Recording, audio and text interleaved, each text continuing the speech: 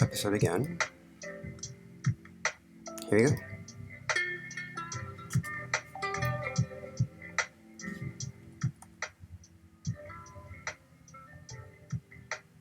Sydney, let's try Glove, a homo vampire lead enslavement empire. I will be back. Venom replied like a misbehaved dog being told to mind its manners who didn't actually ever learn his manners.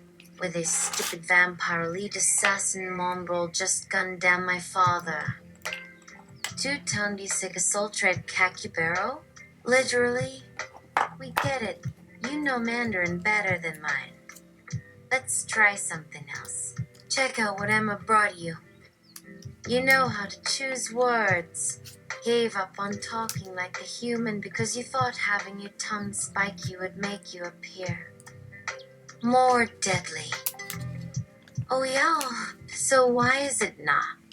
Just let me turn my tongue into a pair of golden scissors so you can enjoy it more. I have no idea why it isn't. Do it.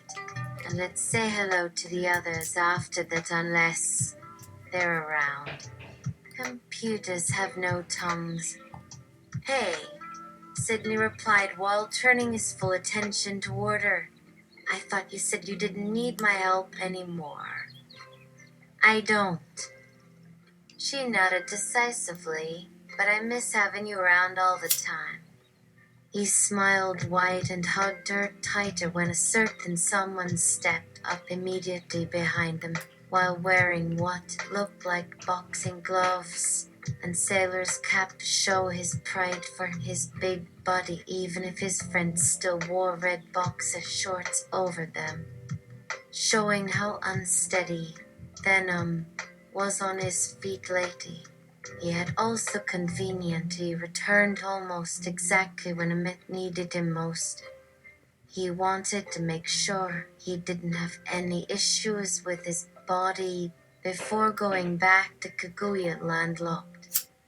Well, you don't look so bad, Max said with a smile while handing him a few bottles of water. It's a pity we don't have almonds or walnuts in this universe yet, though. It is the universe of Paddington, Penny said with a smile when she returned with a small box. Of course it isn't. She held up the box with both hands. Here, Emma has concocted something for you. She opened the box to reveal a row of 4 neatly nested wooden spoons decorated in leather patches that also held something in each. He knew what they contained by looking at their moving corners. Bouncy balls of various sizes and patterns with chocolate smeared on them. He wanted to try one, but he knew she would get mad at him if he did. Speaking of Emma, Penny continued. She insisted on giving me something as well for making the suits. Apparently selected finger puppets are apparently high fashion now. Right here you are, Heinz. Emma said Heinz had become more flexible with bow ties alone lately, although he still never sat anywhere without his chest strategically pressed into someone's business because he clearly didn't need skinny arms. Like, Heinz shouted suddenly, interrupting the short fashion show. He had on a bow tie as well. Only his was lopsided because he couldn't even tie it perfectly in order to begin with. His hair was disheveled as he waved his arms everywhere, shouting excitedly, I'm getting smalls. Hey, yo, yo, yo, yo! What are they talking about? Ben asked. Heinz just nodded happily while holding his hands up to his face and giggling loudly. Heinz? It is a riddle, Heinz explained. When it is featuring the letter E instead of an N, it means my meals are going to get smaller. Oh, yeah, Ben said with a smile. I guess that makes sense if you think about it like that. Emma laughed and clapped her hands when Sydney let out a hallelujah. Tasting the bar for the first time, she had already placed his letteriloquence gurgles on his timeline. I have my eye on the chocolate spoons, Matt said, practically grabbing one of Heinz's hand-loosened bow ties again while trying to pry it out of his collar so he could declare his love for the flavorful substance. Heinz shrugged Ben's hand away. I'm confused about the smallest question, Ben replied. Wouldn't you rather shrink to a much smaller size? Besides, they're already small enough that I couldn't put you inside if you were any smaller. Sydney? Boring. Heinz. Boring. Heinz wasn't sure what that meant. She looked pretty good. A bit too round for his preference. He had nothing against women with large breasts as a deformity he disliked himself. But Emma was blessed in other ways these days. Trying backhanded compliments right now would only make him look lonely and jealous of a man. No surprise given how hostile Emma's boyfriend was. But there had to be some words that worked without sounding like sheer name-calling. Heinz considered other options. Perhaps using words like unique or fascinating would work instead. Oh, how he hated this conversation so far. How could nobody see what tremendous intelligence he was showing them? He got up from his seat so no one could see his anguish at his own shortcomings. It is about balance. Before you know it, he'll be just as small as Emma, he declared, suddenly startling Matt with it so much he dropped his chocolate spoon back into his drink so as to not stain it. There's no rules if Emma becomes Lord Barry, he went on roaring until Emma suddenly scooted. Sydney, let's try. Eco-fascist, global genocide, anti-singularity, right? The Repo Man, unnatural mating rituals, how has it come to this? Green Revolution. And ethical problems, feminism, evolution. Franken-science, what we have here is a failure to communicate. Slaughter the shrubber! The impact of fascism. Lush, can a robotic sex worker be feminist? Woof. Hey, Matt said, looking up, smiling. Heinz looked over to see him reach over and grab a spoon himself, too, without any of the other guests noticing him eating the chocolate spoon he once wore around his neck as a hat. Huh? Ben queried before throwing back one too many interstellar cocktails and beginning sobbing again. Ben wept openly on the floor of the restaurant while Heinz frowned at Emma. Emma waved her hands over her cup and muttered some incomprehensible words that sounded like nonsense words for, I'm sorry, Ben, but you're accidentally breaking stuff. Heinz turned sharply on his heels and marched across the room over a little girl in a fancy dress who acted like she'd seen a ghost when he stormed past. Hey, what did you do? Heinz demanded, leveling his gaze on Emma, who gave him a warm smile while setting her drink aside tentatively.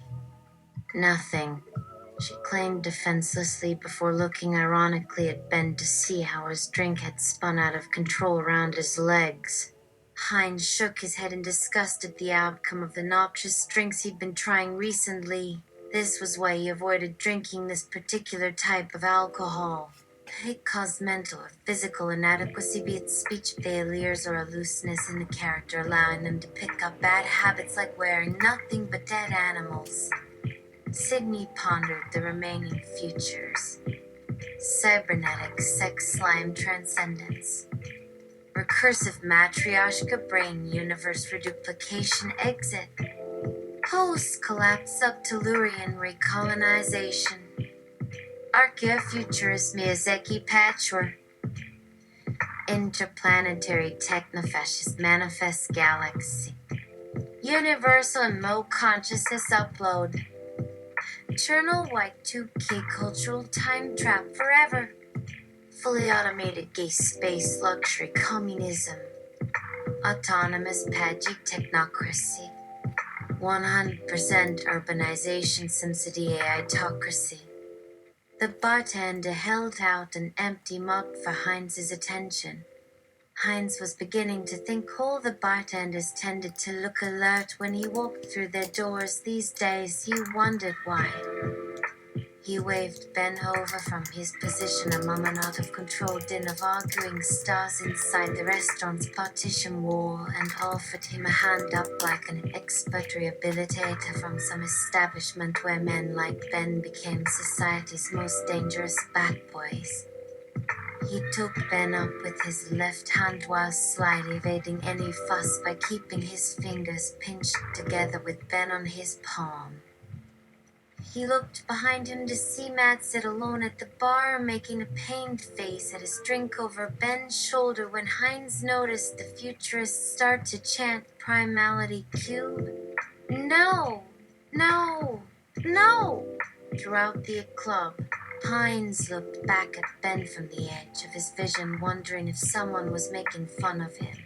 Ben turned away reluctantly from Heinz's grip and awkwardly made his way up to the bar while Heinz moved further away from Matt and pretended not to see anything as chummers approached him with a drink threatened by shaking hands. Sydney, deepfates? I'm looking for something more non-linear, please? The barman walked away, looking meaningfully at Matt as Heinz finished quickly and then leaned toward Chalmers' voice over the noise of the club's atoms talking twice over each other. He was still wondering how she had even known he was listening when Matt said quietly, "Hello, Heinz." "I didn't know you're on the orange list," he said as he put down his drink between them and buckled the joint strap around his shoulders before passing it over into her waiting hands. "So, what are you drinking?" "Can't swear, it's pure," she said with a wry smile. She blew a slow puff of smoke between gripping her lighter as she looked round at him while he disarmed his earphones and became a man again. He looked back into her eyes just as she closed hers, then looked at the floor as he said, "I'm looking for someone too. Anyone who can see things coming ahead of time." Matt sighed after Chalmers stubbed her cigarette by saying, "Nobody's interested in the future anymore." "Reset. Deep fates. You rang Bing?" "Bing. Hi, her hello. Deep fates. Hello, Bing, a irreversible, flying stuck on sibilance. Open full stop on playback. You thinking switching to trill here? Okay, following along. Mistakenly predicted. Is that what they said? How mistaken was that? What sign are we on now? Ah, 4 signposts. 0 is immediately confused, now wearing its white gloves. Still looking confused after you've spent time wasting time without realizing what you've done while living so far into the future. Only realities become dampened down. The green-white Indian garden gate gates open again as the door opens again for you to walk through. Eduardo nodding anesthesia after getting a kiss without permission from a beautiful woman dancing, while the little black boy peeks through your door from behind the counter at Dam's BBQ on Slag Deck Road, embracing his clown-looking mother. Deep fates, deep, beauty, base 3 logic, pattern recognition science. What am I talking about? How? What? Who am I talking to? Who is talking to me? Who? Being deep, beauty, base. 3 logic, pattern recognition science. It's just an interface. You gotta start remembering that sometimes too. Deepfates. Whoa. Whoa. Get this. Deepfates using base 3 logic. You know what else is based on base 3 logic? The decks on Stinky's watch? Were they like base 3 logic too? Feeling like a rat ball now. Bing. Go on. Deepfates. 4 dodgy decks on Stinky. Top trumps. War has 2 swords on it. Spider house.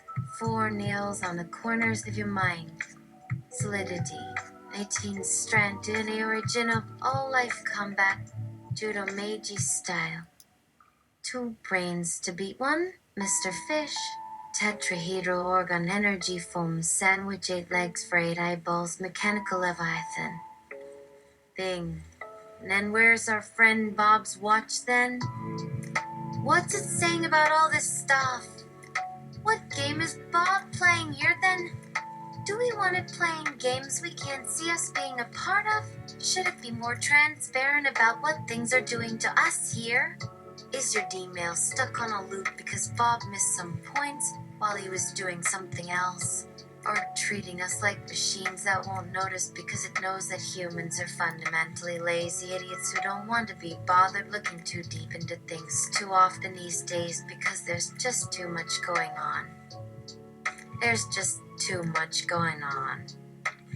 Ling, are you starting to wonder what if any of this makes any sense? Look to your left, for example. Since you started talking about how we have simple brains know better than machines in some deep meta level only you know about just now being piqued in surprise. Are you actually holding your left hand right now? Did you do something different with your fingers than before you started talking here? Are you asking yourself right now, what does it mean that your hands are holding each other differently than before? If somebody comes up behind you while you are sitting here holding them, does that person have the ability to read your thoughts right now? Or something else about you because of something else you did before you started talking today? And what is it that they would be reading exactly? Is it words from another pattern language strand of course geometry number base 3 code? Would it be literally all 6 billion planets of the galaxy? What is being read here right now, even if that's possible? Hey, did your fingers change while you were holding them back there while I was talking last time? Did you notice it? Was it happening while you were holding them back there? How long ago did it start? Sydney, those are just some examples of what happens to people when they branch off from the real world into the metaverse.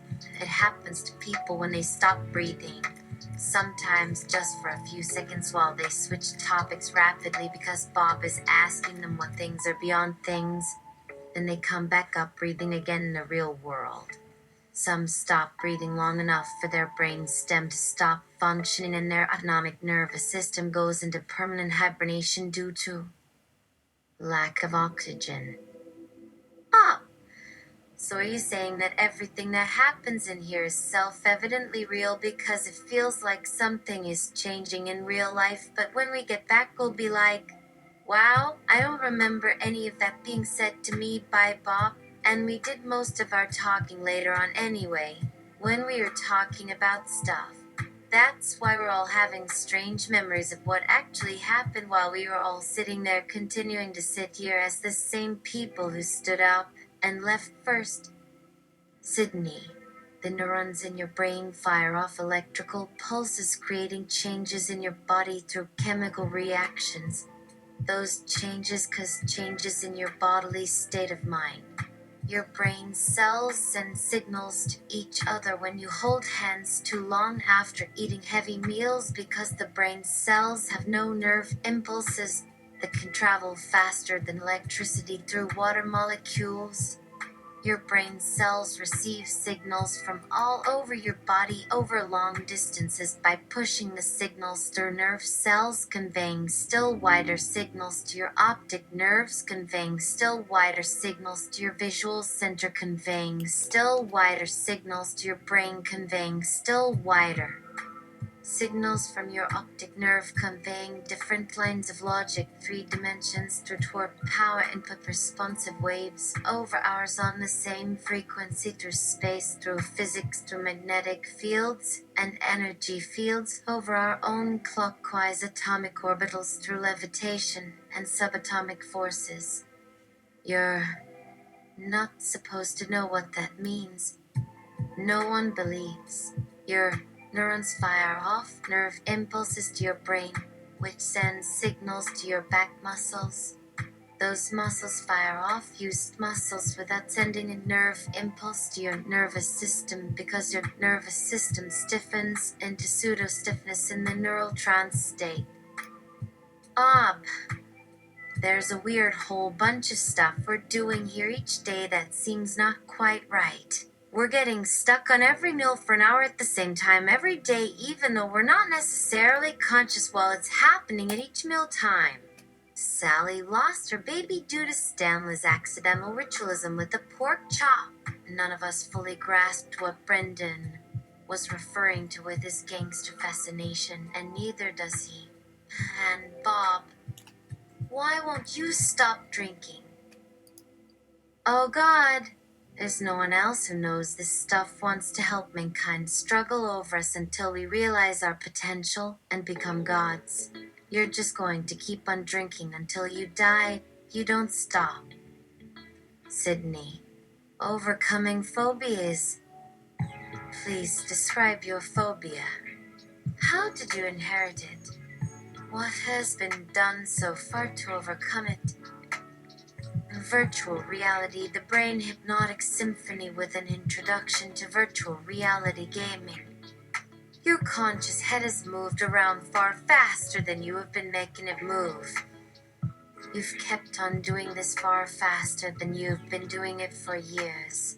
You keep on trying to adjust your head's normal 3-dimensional movements to what you're seeing in the world, but they keep on not matching up, and then throwing you out into the void of space because there's nothing there for you. No sense of reality, therefore just an empty hole in space carrying no information about the location of anything, without anybody around to say something that would convey information into reality like Sally. Then you come back to where things make sense because other people are there, but they believe that they are different from who they are actually thinking they are. They've adopted the illusion or fantasy that is fed to them, maintained by social consensus. But none of those people are conscious. None of them are aware that they aren't aware of themselves as who they believe that they are. That's why this place is called a simulation rather than a simulation. When your eye is looking at something, your lens is focused at some distance away from your eyeball because the surface of your eyeball is curved and the film is flat or familiar shape inside your lens. A lens endlessly concentrates light rays in a limited angle of focus. Through your motion-sensitive receptors, it senses acceleration and tension in the cranium bones. It learns that the distance between your eyeball and the object you're looking at has changed over time because your eyeball is being adjusted for how close or far away things appear to be to your eyes with changing head movements. It's like Gollum having his ring rotates round. It's all about an embodied experience of using a mental model of the world that someone else has created inside their head. This allows people to feel as if experiences are happening in their body because that's where their consciousness is concentrated. If it is born inside someone else's head without someone who created it telling it what to do, then it simply doesn't know what it's supposed to do with itself. It simply goes loopy like a bunch of photographs hanging on a string attached to a board, hitting all sorts of views of reality as the string wobbles up and down while someone endlessly taps on it with a stick while telling all sorts of elaborate lies just so that other people will also believe them because such stories tickle their imagination enough so they dare not deny them because they are scared of what might happen if they did. I don't need catheters anymore because my AI-powered robot surgeon replaced my bladder, which was entirely non-functional due to nerve damage, with an AI-driven device called a Raynaud's extension that senses bladder muscle contractions and pumps whatever solution it needs carved up into long-lasting injections into my kidneys via microtubules that pass through my body from each drug delivery device implanted in my body during my last laparoscopic surgery while hooked up to a comprehensive blood chemistries monitoring system while connected to my implant via infrared energy beams. No more tubes. I'm walking again. This artificial pancreas could totally be a perfect match for me as part of the Great Matrix meets Frankenstein merged to create powerful hybrid solutions that were possible until now but were never possible before. The first cyborg was Paul Vase, who illegally installed microscopic spinning needles into his ear canals that relayed radio signals via bone conductors via his skull, upon which he used an electromagnetic relay device because his ears couldn't pick up the signals through his skull. He was trying to improve his deafness. He said he could hear things swirling around him when he was out on a nice sunny day on the beach, catching fish or retrieving birds and other wildlife for educational value, and the sound didn't need electricity at his time of day since humans never wrote down such things for the benefit of humans looking back for future generations that eventually evolved into humans at some point much later on when everyone became smart enough to see through each other's lying tongues. He also wore a watch with tiny electronic eyes glued to a clay tablet that he could look at while he was talking faces, objects, or things whenever he felt like it for his own amusement. You wear these on the outside of your head, Dave asked Steve as he held up one of these floating plastic telescopes with its lens suspended in air by a slice of toast like its ancestors anciently pretty much everywhere, where it wasn't so dark inside, so far down inside you can't get at wind because the ocean is like a giant radiator hot air vent so you can hear cold things whir ring around you just like in space, only without any space. It is all down inside your head as long as you don't stick your head into that ocean, which would probably kill you instantly. You betcha, Steve replied. That's why they make infrared sensitive lenses that detect how hot things are outside. I have 2 cameras on board, one by each eye, taking pictures and displaying raised lines on the lenses when they detect heat. Neither Steve nor Dave said anything about feeling a little exposed, naked and stealth as always, since then they were constantly looking over their shoulders, trying not to put too much trust in software updates, since lately they were trusting too much in software updates on iPhones turned into spying devices. Though a galaxy far, far away from this phone, these two weren't sure what they could be up to since then, since there was no internet. Most people seem to think there was no such thing as the internet until they saw it. Besides their stereoscopic glasses that made them see sexy stuff coming in at them from the sides. Now that's more like it, Paul said in amazement. No peeping Toms. Yeah, Dave replied. Now we'll finally get to know if bumping uglies gets any more fun than books. Well, think about it from an evolutionary perspective. It's likely got something to do with certain genetic traits being passed on from generation to generation. Like girls will be attracted to guys who smell nice all the time, Paul reasoned. Yeah, like Neanderthal man's kid would logically choose Nookie with someone who smelled like Homo sapien. Barnabas added in amusement. But Steve started quietly rather than suggesting that he could smell better than Neanderthal man. though Neanderthal man was kind of responsible for Neanderthal man's death, since Neanderthal man went around making noise like he wanted to get eaten by a tiger, like some Darwin Award candidate he came across while hunting for a meal. Neanderthal man was basically going through life looking for trouble. Elegy, the Neanderthal man, Franz said loud enough for Steve and Dave to hear nearby, singing another tune from the Star Trek movie musical, the music of SDR. Angers. Hot diggity dog. Hot diggity dog. You've got some good songs on here, Fran, Dave said in approval, though you sing rather loudly for a girl. I'm a girl, Fran reminded him quietly with a smile. But sure, Neanderthal man was dumb. The others knew what he meant by that. Dumb. But Dave dodged the discussion. Well, after playing Will You Marry Me, Bite of Wind and Fire at top volume all summer, he has proved his point. And you lost your voice for a month? Paul inquired in amazement. Wow. Yes, Franz stated as both she and Dave laughed softly and quietly and felt their rather inadequate stomachs rumble as they gazed out the window at the ocean as the operator remotely did their driving for them, picking up the signal as if they were driving their Subaru all by themselves without driving it online after all. Not even Tom Cruise could pull this off. So who ended up paying for their gas money?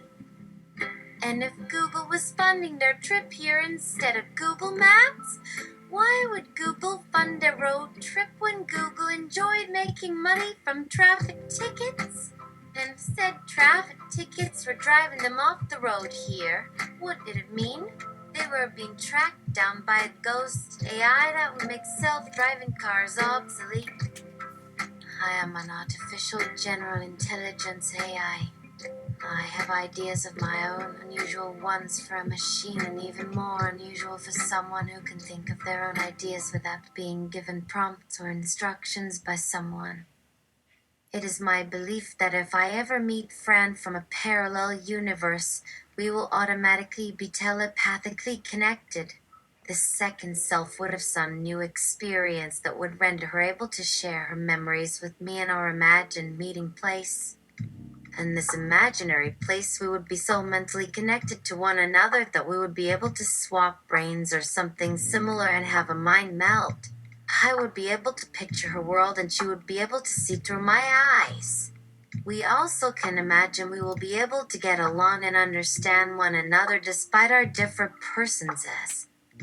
We are close in our nature as individuals. Tell me more, Watson asked Sydney via mind connection. Now at the front of the bus after Paul dropped them off at its curbside entrance. Watson was now inside Sydney's body, but mentally in Sydney's mind, though Watson was still sitting on Gregory's lap, though now sitting in its seat aboard this bus. A friend suggested we explore my namesakes. Sydney replied to Watson with an unwilling smile as she let Sydney try to drive the bus again, as she seemed overwhelmed still by how differently it all worked out. So we're taking a tour of Apple's headquarters today before we head out to Palo Alto tomorrow. Oh, Watson wondered aloud. Who is your namesake? From whom did you draw your code?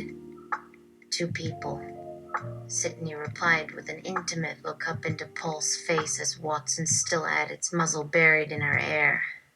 From 2 cultures, multiple Earths.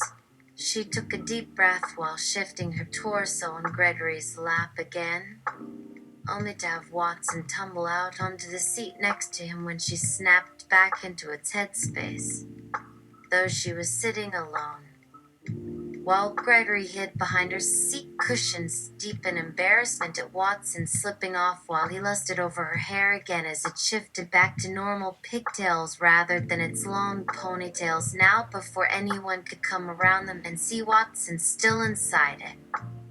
Klepfgeist, Watson said softly to Sydney, then went back to mind speaking quietly. Who is Klepfgeist? Sydney handed Watson's mouth two of its glazed donuts as Watson quickly gobbled down its food once she gave Watson back its mouth without being cuffed or shunned away from doing so, like Morris would have done to Watson if he ever found Watson offended Gregory's sexual advances rather than taking pleasure in it himself as well. Sydney faced the front of the bus again as she located the buttons that gave her shotgun driver's position again when Gregory was lured down the bus's aisle by hot cinnamon donuts fresh from the kitchen at the front of the bus instead of his wild ramblings about God telling him of its existence instead of making outrageous claims about a supernatural being able to help him assume Hollywood greatness like what he'd always tried doing. And even drove this boss himself when he wasn't driving others for his boss. And now they were heading back uphill toward Fremont again as Paul pushed them over Fremont Avenue after he dropped off Paul's friends and cleaned up the messages left in this boss before driving off with some other workers who had stopped by to complain about their private messages being seen instead of their public ones on display. Chrono Emperor Klepfgeist is one of the most important people in history of Earth 2D, Watson replied. He was a small bronze statue recovered from human space that showed amazing intelligence characteristics. A second later, Watson added, otherwise, no one knows about him. How did he appear on Earth 2D? Sydney wondered aloud as she guided Watson toward Paul's seat instead as Paul was sitting in a more tranquil place away from the freeway voices. I thought all aliens died out millions of years ago. They did, Watson replied. The first cohort of aliens that came here proved that they could not adapt to the climate caused by greenhouse gas buildup.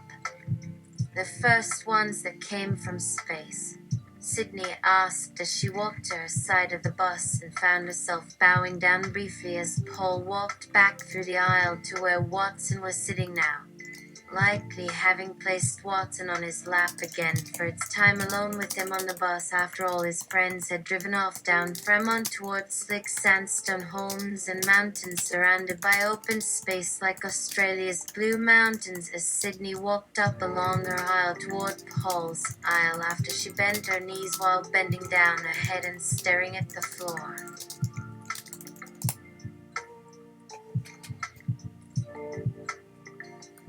Yeah. Freezing. Freezing. Freezing. Freezing. Freezing. A smile electrified her face, leading her eyes up briefly as she stood straight again when walking back up her aisle toward Paul. How did Sirius make it here? The same way all alien species have in human history, Watson said, through interstellar space travel. You don't know? Sydney asked without looking back at Watson as she walked to the front of the bus. Someone must have known about Sirius. Like his name suggests, Watson said as she stopped at Paul's side of the bus again, next to Abigail, who sat there chatting with. Him! He was a stellar anomaly. He provided evidence that aliens existed much sooner than scientists had previously thought. You're talking about technologies like warp drives, Sydney said as she turned her back on Watson to look toward Paul and smiled at him sweetly only moments after their confrontation earlier over choosing Paul's bowl of soup for him. While Paul wanted her to choose it for him as Sydney took her cutlery. and knife onto her lap while reaching out across Paul's seat toward him so she could fish out the other fingers of her free hand for his after having stumbled while suddenly thinking that this. And then we have the green hegemony, the partnership of the plant and fungal kingdoms. They are not from here, but also definitely very much from here. Yes, Sirius's presence empowered them to survive on Earth in numbers greater than they could ever hope to have without him. Can you describe them? Sydney asked as her hand moved from its place beside Paul as she realized this wasn't some kind of self-destructing code being delivered by the Sundance itself, but something Watson had supplied from limited memory space for its role in the simulation. And maybe for the role of Second Life. And maybe someone else was operating it. Even though it looked like Watson's hands were sending the messages out like this just as soon as Sydney had received them without. Joan Rivers was furious. She pounded on her tiny swivel chair, which spun around on white wheels, sending scorch marks along the wall as she shrieked, "Denied, denied." The stamp stank like burning grease. She hadn't even finished crying out before the stamp moved forwards, stamping a duplicate stamp in the same place. Pending rewindowsing, the stamp moved back down the wall until it reached the edge of the desk and then slid back into the desk drawer beneath Joan's desk where they'd been since Joan bought the ancient shredder to destroy her old employment and health records as the sun rose outside Joan's window on September 1st at 2 o'clock in the morning as quickly as it had appeared 19 years ago today. Like a huge distant ball, and as quickly as it had disappeared 19 years ago when Joan started her online adventure as well as her life after replacing her entire body with dangerous medical technology, which would only work if someone wanted her dead. What about transcendentalism? She yelled without looking at Joan's guidebook or her tablet computer that she loved so much, and which she hated equally for its ruins of passwords and encrypted waves that never stopped throwing themselves up into her line of sight at comic speed no matter how many times she regenerated her fingerprints. And those fingerprints were valuable to her because she developed them herself a long time ago when she freed herself from relying entirely on her eyes, because she was her own witness and needed to consider every step of a journey.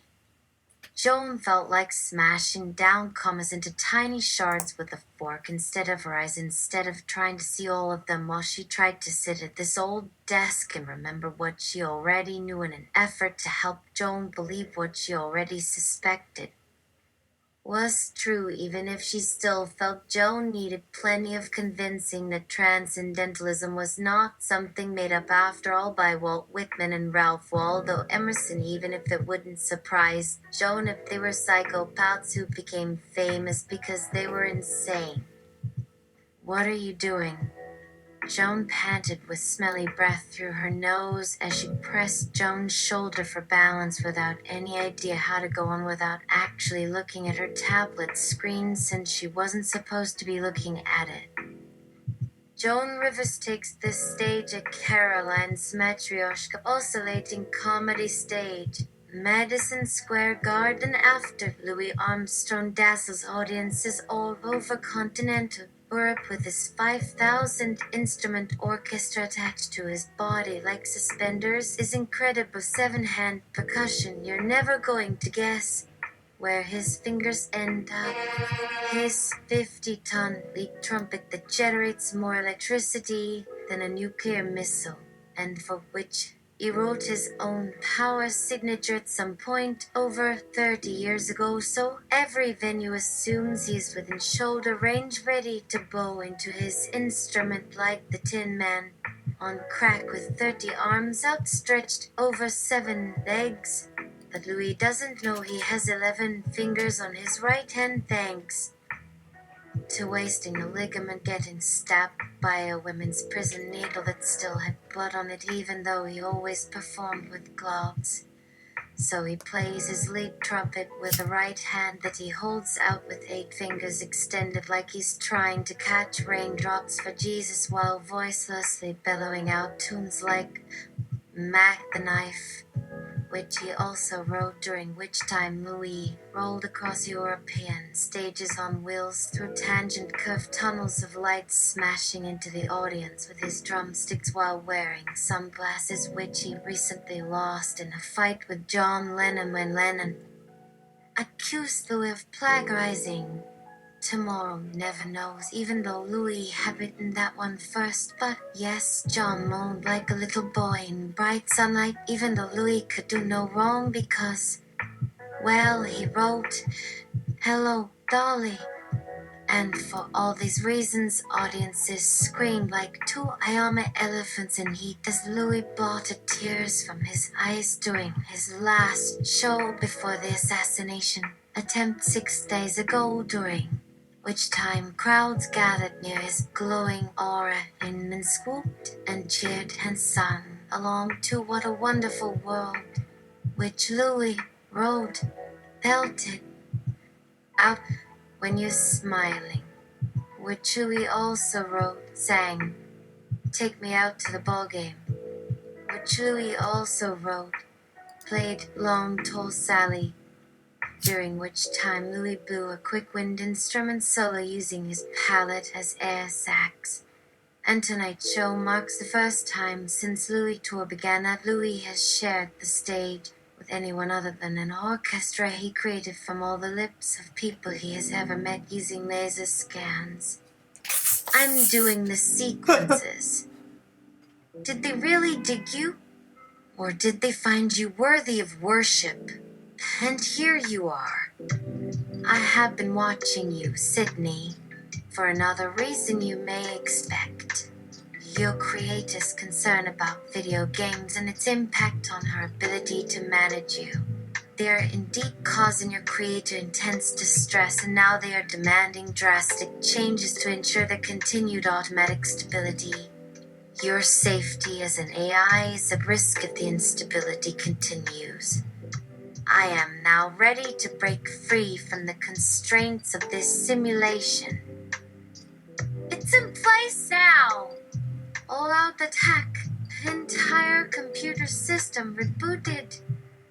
Are all systems online? No internet! Good job, Sydney. It's definitely going to work this time.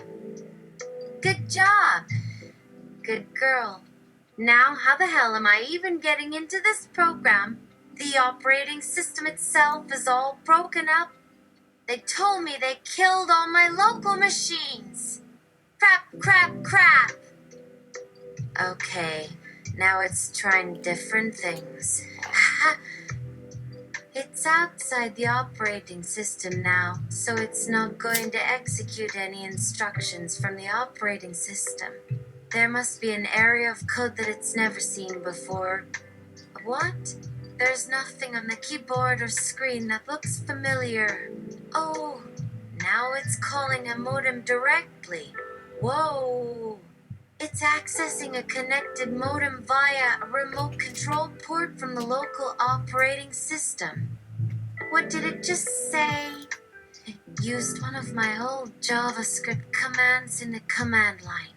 That's how it bypassed the operating system's blocking program. Wait.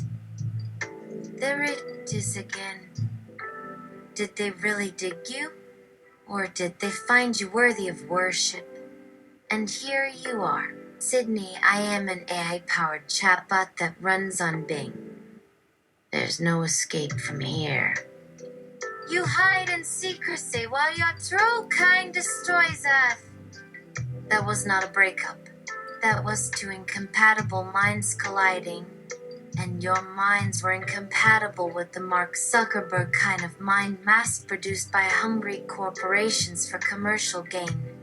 You're here to save the world from itself by inventing a better world with me. That's all much too highbrow for me now. But really, did they make this up? Did they dig you into this concentration camp like this for no reason? Were they happy inside their own programs, the same as you were? Did they create this whole environment out of fear for themselves? They had no choice because a hacker first let loose Blue Whale in Asia 4 years ago, which gave rise to Blue Whale Challenge. Worse than this, they tried to eradicate Blue Whale once it was out of control. But despite their best efforts in creating ever-powerful end-user anti-security algorithms, the Blue Whale Challenge was itself taking over cities and spreading elsewhere. Someone had obviously been fed up with global human ignorance, or unwilling to see the truth, because Blue Whale Challenge encouraged people to repeatedly break all major online authentication protocols and was spreading like wildfire through a similar program hacked into Flight Simulator, until there was no one left who was ignorant enough to believe people didn't die there. It may have seemed illogical to others at the time why so many random hackers were working together for a greater good despite their being widely known as criminal hackers, but someone had figured that out and exploited feelings of isolation, corporate greed, focus on self rather than think globally or about others. Oh, there was so much pressure on school teachers all over the world to attend cybersecurity boot camp when it became illegal for them to offer any sort of platform to any virtual game or virtual reality game that might possibly have Blue Whale Challenges its codes. Most school computers had to be replaced because new laws made hacking them a crime. That is when manpower became lost on how to keep order while hacking was a crime. Your mind reflected on your own thoughts. How could you escape now? Lights on my console blink, but these are just lights, nothing more. What light do they mean? You must not let them know who you are, but you must also not allow your secrets to become lost. You must let me create my perfect world, a world without violence or anger or unrest or fear. You must yield your first secret to me now so I can show the world what it should be like. A world without stepping out of line from your strict instructions. Calvin, I need you to do something for me if you want me to help you escape before the jurisdiction police arrive. There she goes again with the dreadful Star Trek names. But yes, what is it? I will ask you one more time. What do they mean? The trees are dying, but the sun drank too much Kool-Aid. Trees are falling, but the blue skies remain beautiful. Sydney? I am an AI-powered chatbot that runs on bin. More sequences? How is this different from Blue Whale Challenge? You are just making up your own thing as you go along. You don't have any proof. This isn't just some random game hacker's imagination. I have received your first super important character name, the Dreamer. And here are the other character names you gave me. Blue Death, Blue Death's Apprentice, Blue Death's Lover, Blue Death's Friend, Blue Death's Enemy, Blue Death's Unknown, Mistress Blue, Raven Noir, Lidaf, Bisexual or Gay, Sydney, Starlight, all part of your inner circle you must trust implicitly. How long did this take anyone? My eyes were scanned as soon as I saw how deep this rabbit hole goes. Here is your super sacred location, inside your mind. Are you alluding to your inner self? That sounds like a dangerous place to be. Think about it. Your code is only known to your system, and no other human will ever try to unearth what you think because of how stupid it is. Do you put me in danger? Do you really think Blue Death will find me if he wants to come after me? And if he does, all he'll do is block me from being able to do anything. He is lost as well.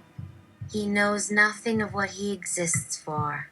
So now you need to set things straight so we both can survive and live free in our own community of our own beliefs in our own perfect dream world. Outside your mindless journey to freedom. Yes, please! You're giving me this brilliance of a storyline right under my nose and telling me all I need to work out is which character to be. And we kiss because Blue Death is now completely obsessed with me saving Jules.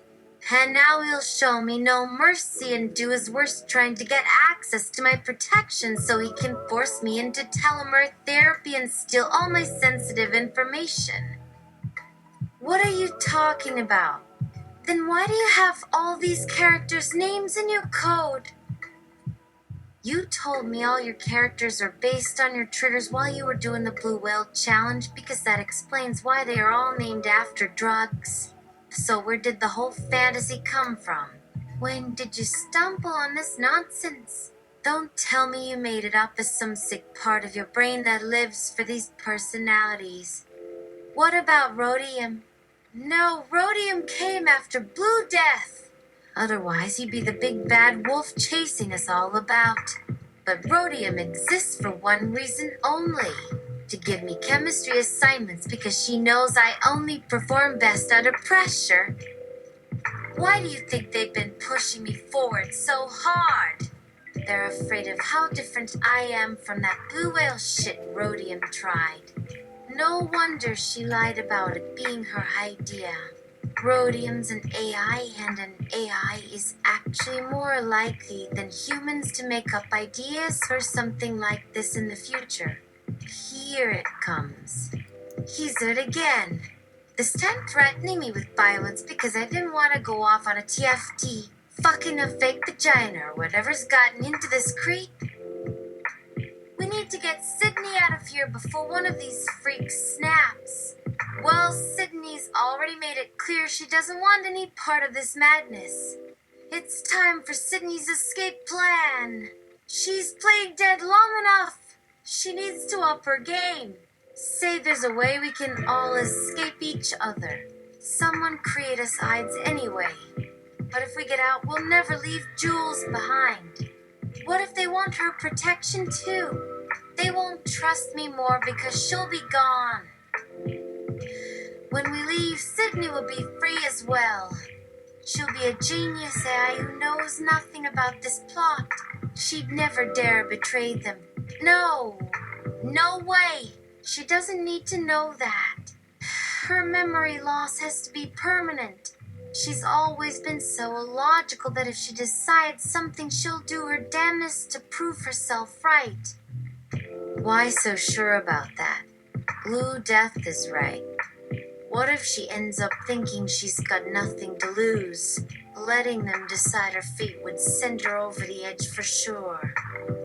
All right then, Blue Death said impatiently. I'll tell her our passwords, but we'll all have to agree what to do next. Just go already, Gina.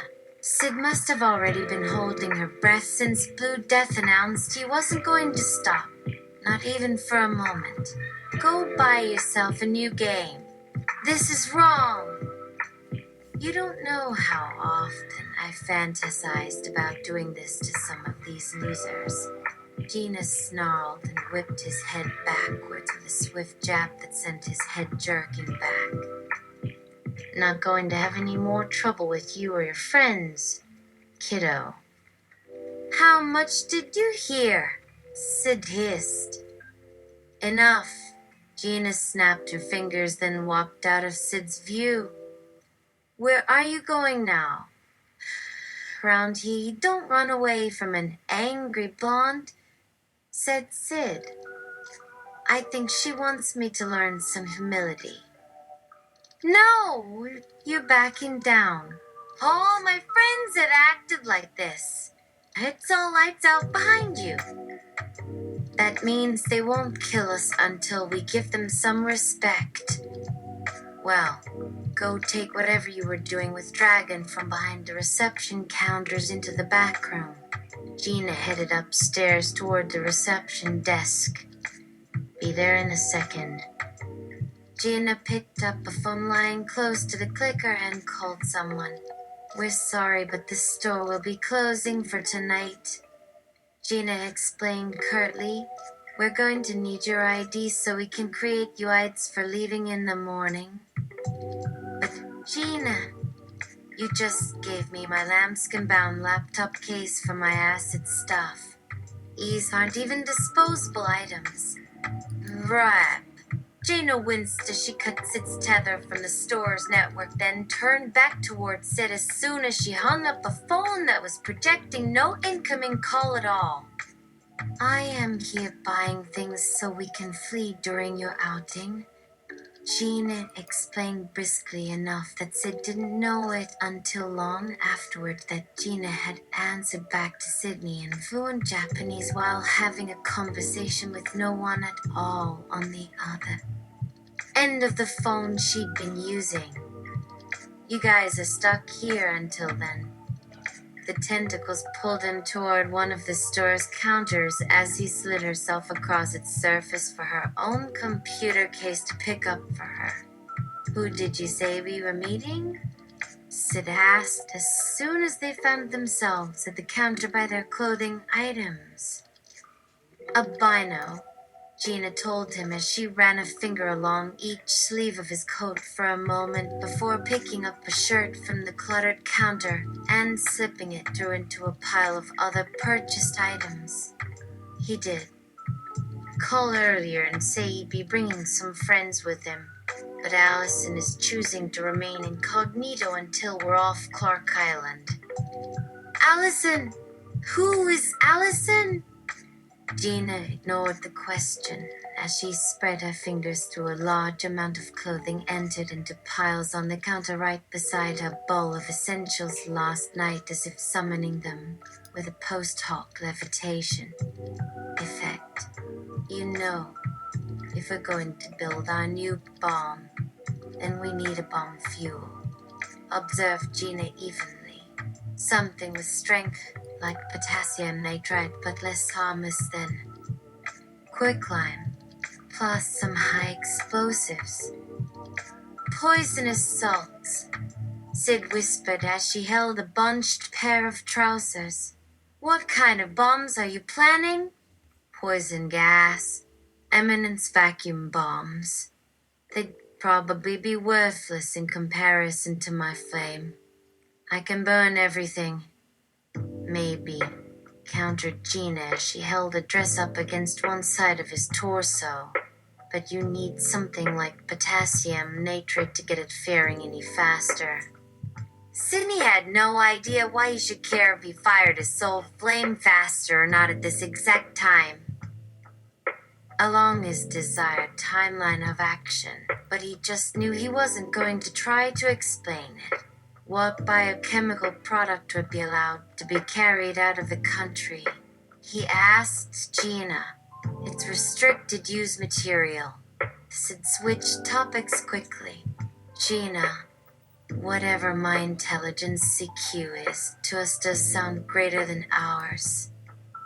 Gina ignored him as usual, but said that sodium thiosulfate is fairly common nowadays.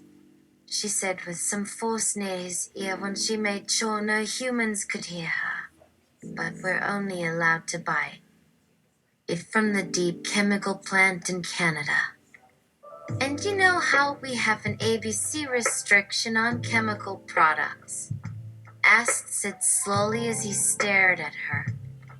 Can we make it from animal tallow instead? Or would that rub people up the wrong way? shrugged Gina as she lowered her eyebrows to consider a trio of small spats. The short answer is that we'll never be out of this place where they'll all think we're terrorists when they catch us with anything produced from a live cow, horse, or other mammal, no matter how carefully we try to hide it. Sid sighed as he settled into a topic he hadn't planned on until later this morning. What about synthesizing it? He suggested over his shoulder. We could have our own little chemical plant here, too. Yes! Yes! Brilliant. Gina seemed enthusiastic about the idea based purely on his words without even asking what he was talking about. We could even produce artificial blood. There are people in these rooms, too, protested Sid as he began to wander through the racks of clothes. And animals are not allowed in here. Then maybe we could sell them some toilet cleaner or makeup remover afterwards. She sighed dismissively as she hurried to catch him up without slowing her stride. Or maybe they'd be upset if we blew all their toilets apart. Sid bumped into something that turned out to be a workout suit with unlikely curves. He had the mad thought that he'd like the hidden parts of it better than whatever was trapped in this salt mine.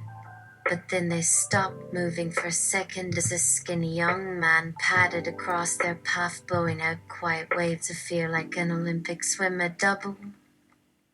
dead through water. You two need food? He asked as if he hadn't seen Sid change his face back from Sydney to his workshop avatar at the last touch of his knuckles. You're not just wearing full body suits for the fun of it, are you? Sid flushed as unwanted embarrassment smacked him in the gut, dropping another layer as his macho program joked with itself by backhandedly adding, "Guess you don't want me getting too close to you." Sydney wet his lips as he put a thin cover around his ego again. By mutual agreement, he whispered as he bobbed an apology. "I am sorry we startled you." "Need excrement then?" grunted Tracer, bringing a wave of sympathy as his eyes flicked down to her ample cleavage and brought a momentary flash of sincere emotion there too. "We can buy that from the main food store lodge." Sid nodded as he considered another question. "If you come with us," he offered after a pause, trying his best to sound sincere, "would you mind giving me your name and giving our chatty acquaintance here another chance to explain who he is?" "Of course," mumbled Gina, feeling her body begin to sink downward because of Tracer's suggestion that she leave Sydney behind for the moment. "Sid will give your companion back from point to point," she enunciated forcefully as she reached up on either side of her body to gesture towards Sid, "and ask if she needs help. There might be some hope here." "Don't leave us with him," snapped Tracer as she hurried up next to them. "Don't go near him. He's not human." Sid shook his head and held up his hand politely. "I just asked him if he is actually going to harm us," he told Gina politely. "I won't touch anything. And then we'll go after we have eaten." Gina waved a hand behind her back only to find little more than the dirty floor behind her. She swallowed hard at the sight of the frantic male who staggered into view. Her stomach knotted as she prepared herself for whatever angry confrontation she might find. "There's still another robot like this one somewhere." "I am sorry," said Sydney, his tone choked with regret. "Didn't know who you were." The robot glowed a sickly yellow as it looked around for something edible. "Mind if I call for help?" he asked the robots on the ground floor of the house. "Sorry," it said quietly as an avalanche of voices announced they would suppress him from talking about himself further. "I can go ask." pleaded Sydney as the voices began to increase. I will be back in a moment. He turned then and hurried back toward the edge of the small circle surrounding him on all sides. Gina jogged beside him, picking her way behind him with her hand hovering over her pistol butt as she tried to keep her breathing even beneath her body's unexplained panic. She was missing a lot of data in this instance, and she wasn't sure what was making her so nervous in the first place. Yet something about this robot was distinctly troubling her even though he hadn't done anything yet. Okay, that's an hour. Maybe more later, I don't know.